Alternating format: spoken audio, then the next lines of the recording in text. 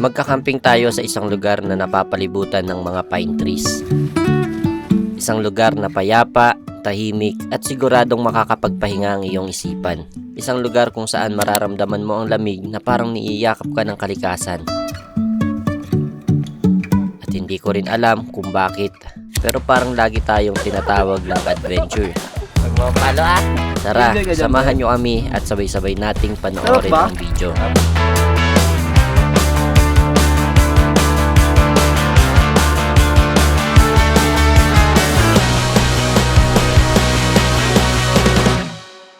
Yan, welcome back ulit sa ating panibagong episode. At ngayong episode na to ay magka-camping ulit tayo. Maghanap tayo ng camping at maghanap tayo ng adventure. Syempre kasama si Direk Gino at si Clyde. Nandito kami sa may Via Bonjoy ngayon. Yan, inantay pa namin mag-open to para lang makakain ng almusal. Grabe Kape. naman si MJS. Kakape si MJS. Pre, ano yung kape mo, pre? Coffee. Brad, coffee. Magkano yung sa order niya, pre? 10.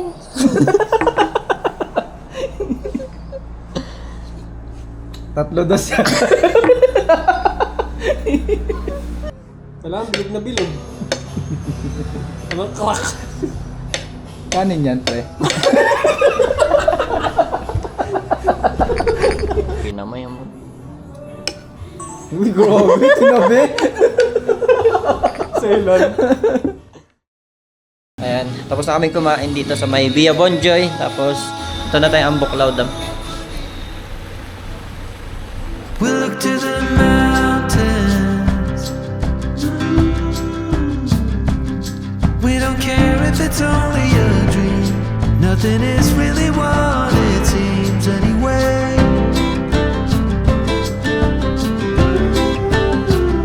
Now little by little, in the twilight's gentle flow, in the dance of fading light we grow.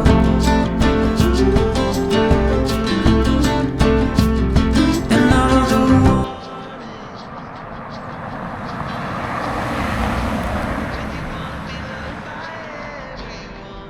you get fooled by anyone so easily. Meron ako nung ano mo, pre. Ayan, magigib lang tayo gamit tong nature hike na water bag. Yan, link ko na lang. Talagang game changer to pagdating sa camping kasi napaka-compact at daling bitbitin. Kailangan namin kasi ng tubig para pag naligo kami dun sa may sulfur, may pangbanlaw kami. Ayan, Ano natin? pre. Gulat ka. Sasabihin ka pa lang sana. Dangerous ah. Extreme.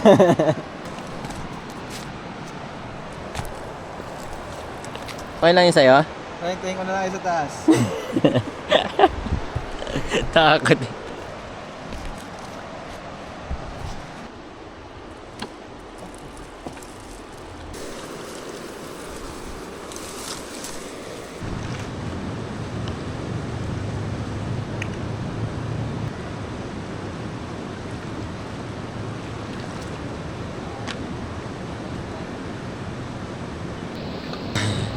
Si tatas namin dyan sagdag.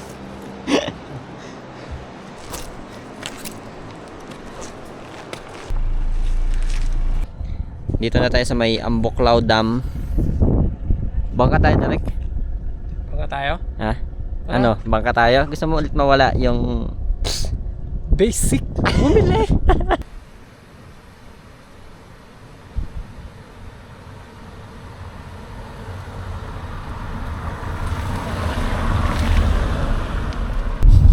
Ayan, ako nga. Awayan na siya. Baduk-buk. Sulfur Spring.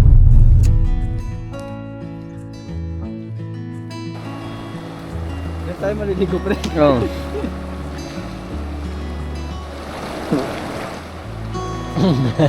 Tangina. Ang pinunta pala natin dito ay yung putik na, yung sulfur na putik para gumanda ang ating mga balat. Gaganda na ang ating face dyan. Puputi na yung face natin. At babata tayong tignan pagka pumunta ka daw doon.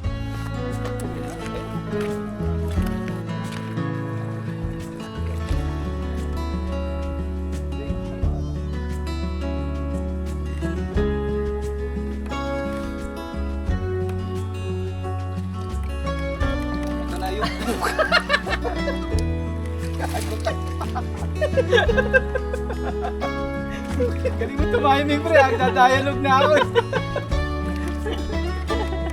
Siyempre, di pwede walang bawi yan, pre. Oh, pre, ano? Tayo na mo ka. Ayaw kay damay dyan, ha? Puputi ka niyang tonight. Uy, gago ako. Pre ko, okay ulit. Gago. Taka na mo.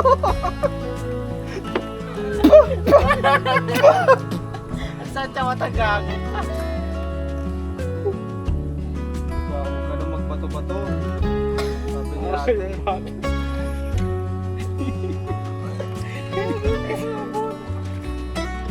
Go, pre. Parang effective nga. Pinatasikan ako sa mukha, pre.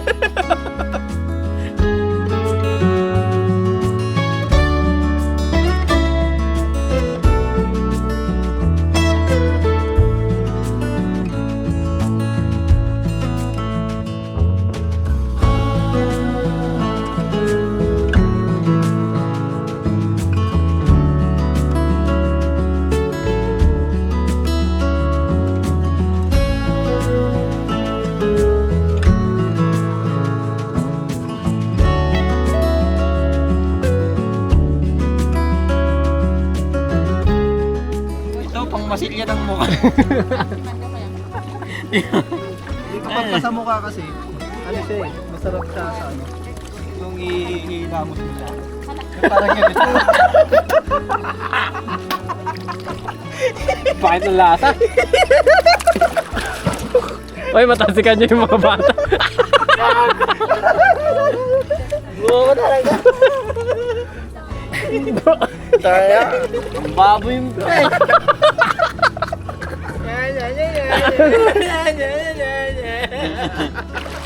Ayoko na, Clyde. Tanga, ayoko na ng biruan, pre.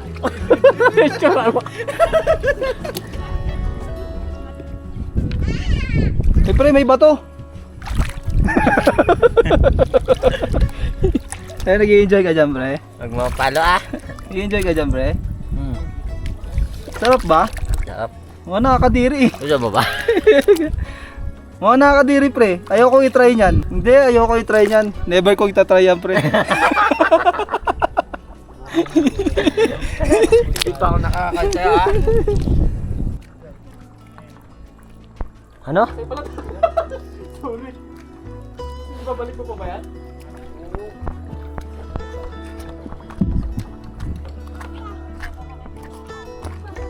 Pangit ng mukha ko. Yung mukha to, pre.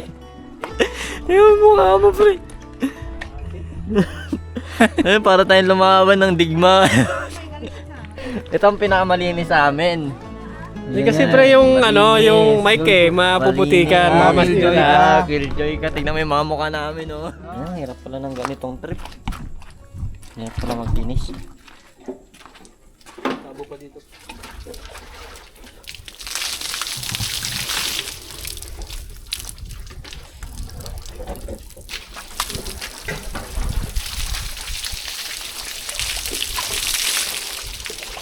Di matanggal.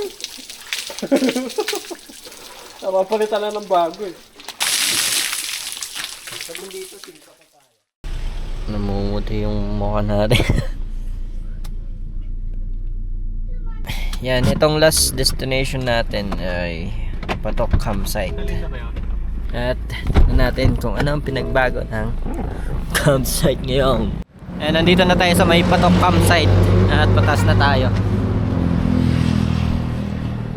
Kumain lang tayo ng balot at nagkape kila Tita Linda. At yan, magkakamping na tayo dito. At ang dami nag-improve. Pero pwede pa rin mataas yung motor. Papaalam lang. Mayarang na eh. Napakaganda ng bag natin, oh. Okay lang natin kahapon. Kasi kawawa naman yung isa nating bag pagka masira. Kaya kailangan may Ngayon kasalitan talaga yung bag para hindi mapagod kagad.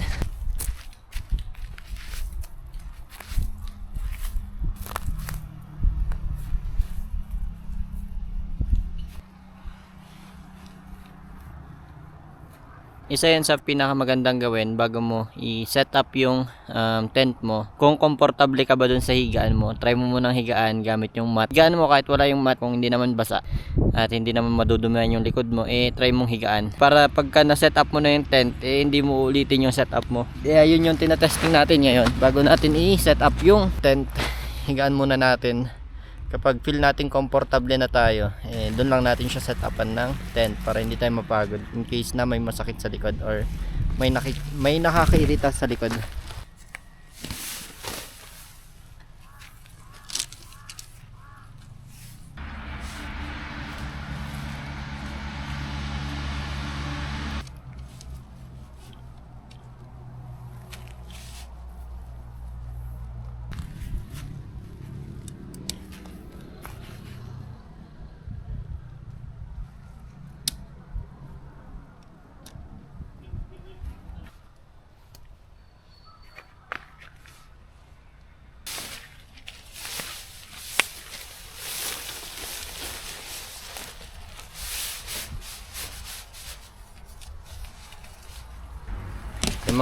Yung mga last episode natin sobrang ginawa spot na pinupuntaan natin. Ngayon naman maginaw din daw dito, sabi ni Tita Linda. Pero ganun pa rin yung gamit natin, walang pinagbago kasi siguro immune na tayo sa lamig, kaya hindi na natin pinapalitan, hindi na tayo bumibili, sayang pera eh.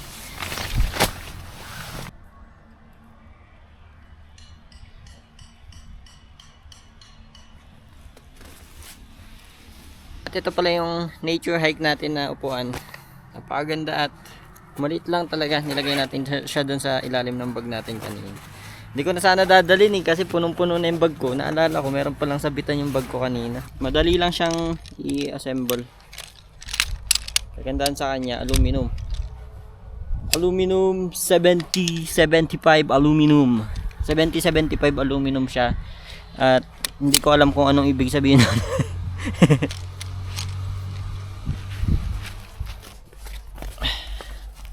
Ganyan lang siya ilagay, napakadali. At papalipad tayo ng drone. Alam mo, minsan mas magandang tiisin yung sarili talaga kung walang wala ka. Kasi naman yung bibili ka ng pangangailangan mo, pero alam mong last na pera mo na yun, tas diyan mo titiisin yung sarili mo. Pero parehas lang, no? Pero mas maganda pa rin para sa akin mag-antay na lang. Kasi tignan nyo, yung pag-aantay ko worth it kasi nagka-drone tayo. Kasi balak natin dati bumili ng drone or mag-loan ng drone, pero inisip ko kasi laki na naman ang babayaran. Hindi matatapos yung balance natin or utang natin kapag hindi ko tinigil yung pag-loan ganyan ng mga gamit. Yung last kong niloan, yung call lang yung camera, pero 3 months lang yan, pero zero interest. Kasi kailangan talaga natin. Kasi nasira nga yung GoPro natin nun. Kailangan natin. Kaya, ayan. Ganda talaga. Ito yung bago nating drone na inayos lang natin. Nakuha natin siya ng 10K. Ano, ang ganda ng controller niya. RC1. Calibrate lang natin. Nakakatawa lang din kasi dati nanghihiram lang tayo ng drone. Ngayon may sarili na tayong drone. Sana soon magkasarili naman tayong service or motor. Yan, pangarap din natin magka-motor. Sana soon makuha din natin yan. Paalam ngayon pero gagawa natin ng paraan kung paano tayo makakuha ng motor. At para sunod-sunod yung upload natin. Sure yan, siguro pag nakakuha tayong motor. Hindi na tayo mawawala sa pagiging content creator. Siguro once a week. Yan na siguro yung minimum. Pero pag kinaya natin, kayanin natin twice a week. Take off. Home point updated. I'm used to give all I have. I'm used to get nothing back. Wherever I go, it's the same. There's no excuses, no one to blame. I can understand how it can be so hard to stay out of pain. But with you, everything has changed. Even though we both stay the same. Would you call me on the midnight train? Would you come over when nothing's right? Would you hold me tight in the rain? And may kasop tayo, nature hike din. Same ng quality. Kasop tayo, straight swap. Straight swap free! Oh, pre! Alright! Oh, pre, may May free lotion? lotion. Ay! Oh, deal, Makapag-relax deal, ka na. deal. Puputi ka. Huwag mo nagayan yan. Kaya ako napag-swap kay MJS. Kasi, tinan yung size difference. Oh, ano, ang laki ng size. Oh. Halos kasing size lang nung kanya, yung dibuka na ano, walang sandalan. Ito kahit paano may sandalan eh. Grabe, Eh, hindi ko ako naman kailangan ng mahabang sandalan. Sa'yo na yan! Kasi lagi tayong masakit ng ulo, kailangan natin ng headrest. Kaya, bagay na bagay sa'yo. Pre. Bagay na bagay yan sa may mga anxiety. Yan yung sinabi ko kay auntie kanina, ang sayati. Hindi, joke lang yan guys. Alam nyo ba guys na kahit pa paano eh, naging masaya tayo kahit purong puno tayo ng kot sa mukha. Kaya eh. Hindi na tayo matulog dito sa labas. So ba namang magka-nature hike? Pero maganda rin yung nature hike natin, compact na yan. Kaya mas gusto ko yung gano'n yung half. Pero kasi pagkasakitan na ng ulo, iba naman na yung comfort na binibigay nitong may headrest. Guys, sinuli tayo ng pulis. Yan. So yan, katatapos lang nating anong tawag dito, kumain ng pasta ni Clyde. At ngayon naman pinapainit natin to natirang pagkain kaninang umaga, sayang baka mapanis. At yun, try lang natin prito, tapos tignan natin kung tatagal siya hanggang bukas ng umaga. Pero mukhang tatagal naman yan. Ayan, tapos na tayong magluto. At kailangan na rin natin magpahinga kasi bago tayo bukas kumain. Kaya tulog na lang ginawa sa camping. Tingnan natin kung anong lagay na itong patok campsite bukas. Talaga matulog pag busog. Tulog na ako. Good night guys.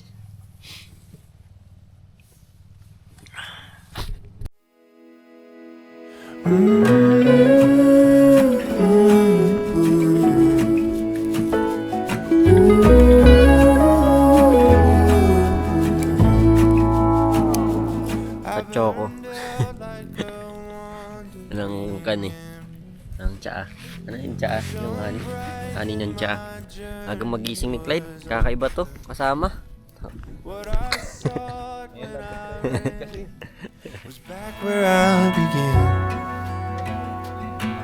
No matter the rain, no matter the storm, I'm coming home. I'm coming home. Leave open the gate. Don't turn off the light. I'm coming home.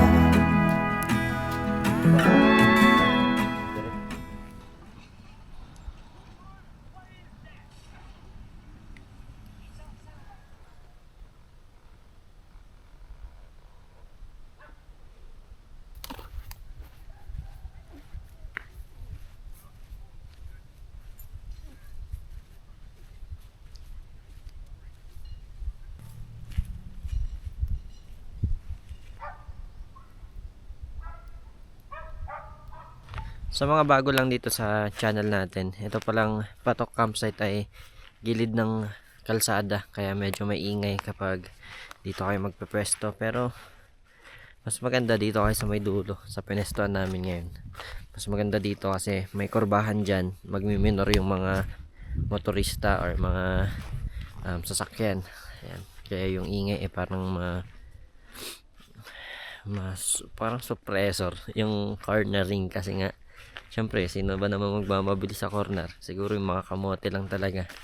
Ay, yung ingay talaga, okay lang. Yung dito banda sa dulong part ng Patok campsite. Doon naman kasi na-try na namin doon sa may unahan doon. Yung unahan doon na-try na namin mag-camp doon ni Dos. So talagang sobrang ingay, lalo pag may mga endurance ganun, sobrang ingay dito. Kaya dapat pwesto kayo dito sa mas malayo para yung corner dito nagmi-minor yung mga sasakyan or mga motor. Matagal yung oras namin kahapon sa adventure ligo-ligo tayo, tapos yung mukha natin, ewan kung okay na yung mukha natin, nakabumbuti kahapon. Kung umabot ka dito sa video to, itong part ng video to, maraming salamat sa'yo at kita-kita ulit tayo sa susunod na episode.